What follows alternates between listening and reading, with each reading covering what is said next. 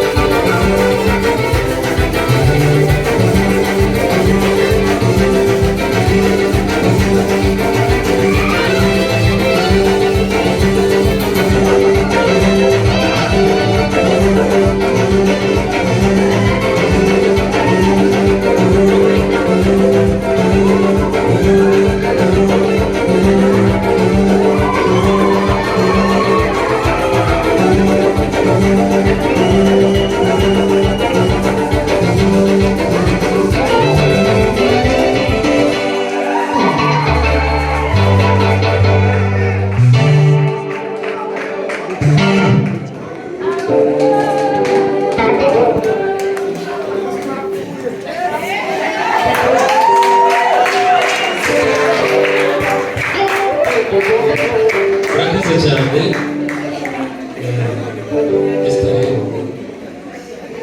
Nuko kuko tukwakiriye.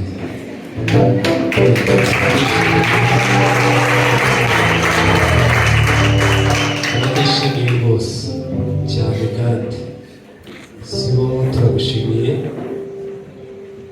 Umuntu wese buriya amahitamo y'umuntu aba mu marangamutima ye, ariko icyo nakubwira ni uko amarangamutima yawe uko wahisemo natwe biradushimishije.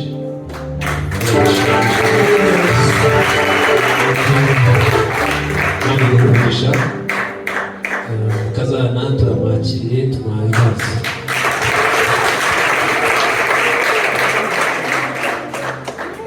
Tubikoze muri iyo mvugo ariko ntabwo biraba impamo, ntabwo biraba impamo, biracyari mu mushinga nyine.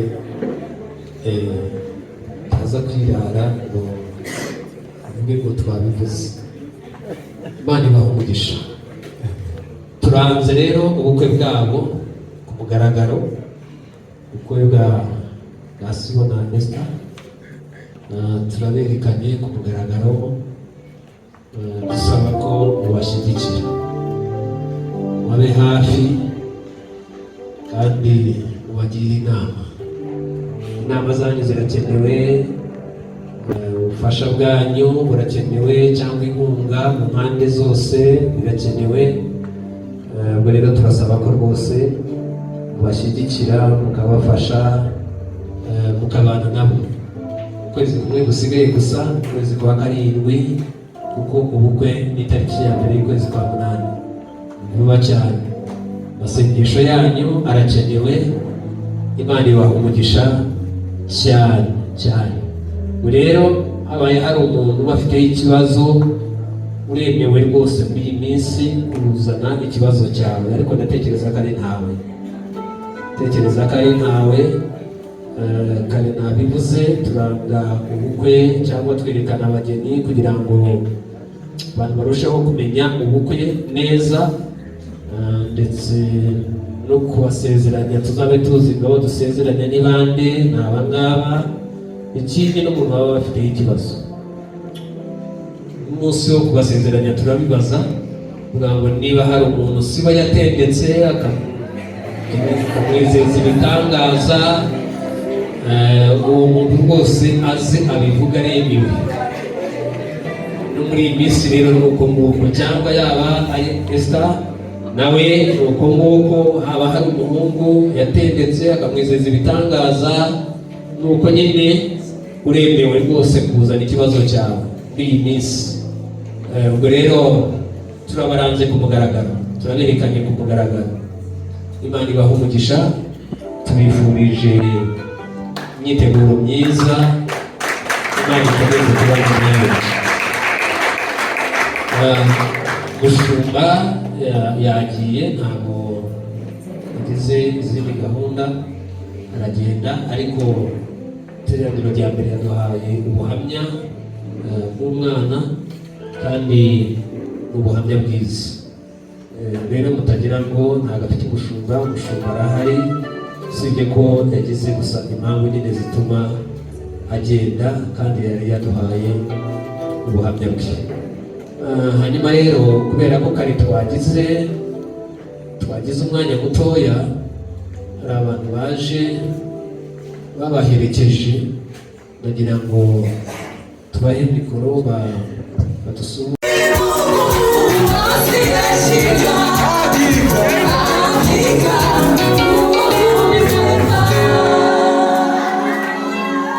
Murakoze cyane. Imana ibaha umugisha. Umunyarwanda yaravuze ngo ibijya gushya birashyuha. Nareba mu itangiriro, mu isoza hari inkuru. Turabashimiye, Imana ibaha umugisha. Hanyuma rero ndashaka kwihuta kubera ko ya minota iranga kadusiga cyane, kandi ntabwo tubishaka. Nkuko navuze ko umuryango wa Pastor Robert bifuje ko twongera kunywana igihango, twongera gusobeka, twongera guhuza amaboko, ibyo byose birakorwa n'abana bacu. Abana bacu nibo bafite uruhare runini cyane kugira ngo bongere baduhuze, nubwo ntabwo twari dutandukanye, ariko hari ukuntu nyine imiryango igenda ihura cyane, isobekeranya cyane. Hanyuma rero umuhungu wacu yakunze umukobwa wo muri uyu muryango.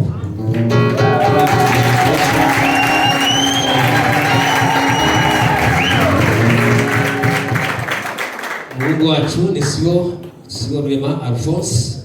Tugiye kumusaba atwereke umukobwa yakunze ahangaha.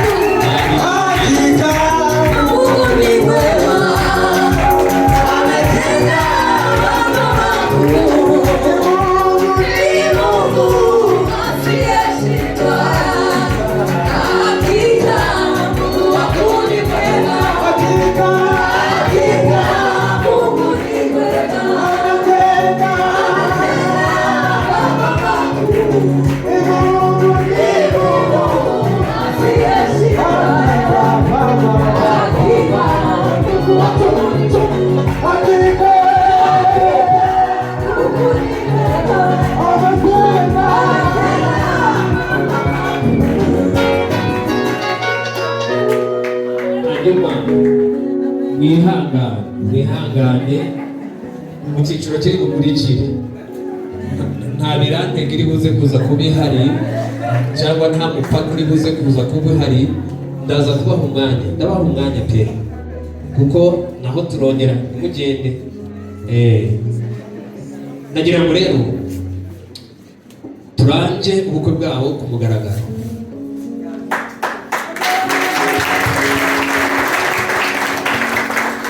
Turaberekanye ku mugaragaro. Dukunda kubivuga ko mpamvu yo kwerekana, ariko ndimo ndatekereza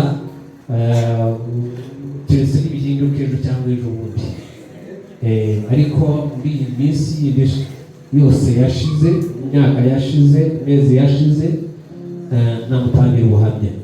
Rero ni umukristo mwiza, turamushimiye. Turashimira imirimo itandukanye yagiye akora, kandi n'ubu ngubu agikora.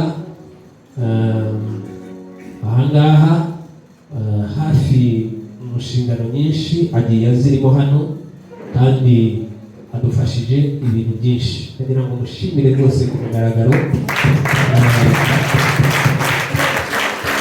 Umuntu tubana umunsi ku munsi ahangaha, kuko umukozi hano ku rusengero hafi. Rero iminsi yose igize icyumweru tuba turi hamwe, keretse habonetse impamvu nyine za zindi zituma umuntu ataboneka, ariko iyo hatabaye izo mpamvu tuba turi hamwe buri munsi, buri gihe cyose.